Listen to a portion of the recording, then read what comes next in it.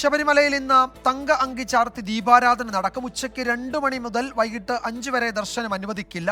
6:30-ക്കാണ് ദീപാരാധന നടക്കുന്നത്. അശ്വിൻ പാലാഴി സന്നിധാനത്ത് നിന്ന് ഏറ്റവും പുതിയ വിവരങ്ങൾ നൽകും. അശ്വിൻ, മണ്ഡലപൂജ നാളെയാണ്, നാളെ ഉച്ചയ്ക്കാണ്. അപ്പോൾ 41 ദിവസത്തെ മണ്ഡലകാലത്തിന് നാളെ പരിസമാപ്തിയാവുകയാണ്. തങ്ക അങ്കി ഘോഷയാത്ര പമ്പയിലെത്തി ഇപ്പോൾ സന്നിധാനത്തേക്കുള്ള യാത്രയിലാണോ?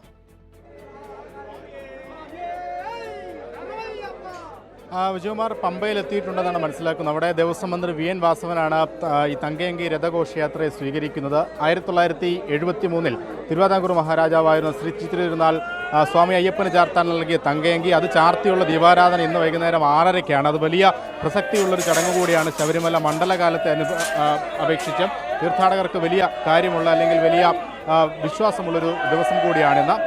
ഇപ്പോൾ നമുക്ക് കാണാം, വലിയ തീർത്ഥാടക തിരക്കില്ലാത്തൊരു സമയമാണ്. ആളുകൾക്ക് വളരെ സുഗമമായി പോലീസിൻ്റെ നിയന്ത്രണങ്ങളോ പിടിച്ചു തള്ളലോ ഒന്നുമില്ലാതെ വളരെ സുഗമമായി ദർശനം നടത്താൻ കഴിയുന്നൊരു അവസരം ഇപ്പോൾ സന്നിധാനത്തുണ്ട്.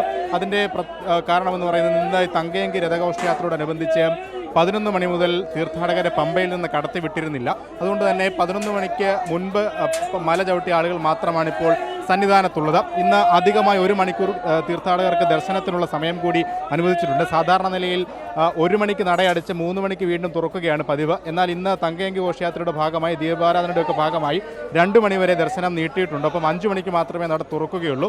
തീർത്ഥാടകരെ പമ്പയിൽ നിന്ന് 5 മണിക്ക് മാത്രമേ കയറ്റിയും തുടങ്ങുകയുള്ളൂ. അവർക്ക് ദീപാരാധന, അതായത് തങ്കയങ്കി ചാർത്തിയുള്ള ദീപാരാധനയ്ക്ക് ശേഷം മാത്രമായിരിക്കും ഇനി ദർശനം അനുവദിക്കുക. നാളെ മണ്ഡലപൂജയ്ക്കുള്ള ഒരുക്കങ്ങളെല്ലാം പൂർത്തിയായിട്ടുണ്ട്. ഭക്തിസാന്ദ്രമാണ് വിജയകുമാർ സന്നിധാനം. 41 ദിവസത്തെ മണ്ഡല മഹോത്സവത്തിന് പരിസമാപ്തിയാവുകയാണ്. നാളെയാണ് മണ്ഡല പൂജ നടക്കുന്നത്. തങ്കയങ്കി ഘോഷയാത്ര ഇപ്പോൾ പമ്പയിൽ എത്തിയിട്ടുണ്ട്. സന്നിധാനത്തേക്കുള്ള യാത്ര തുടരുകയാണ്.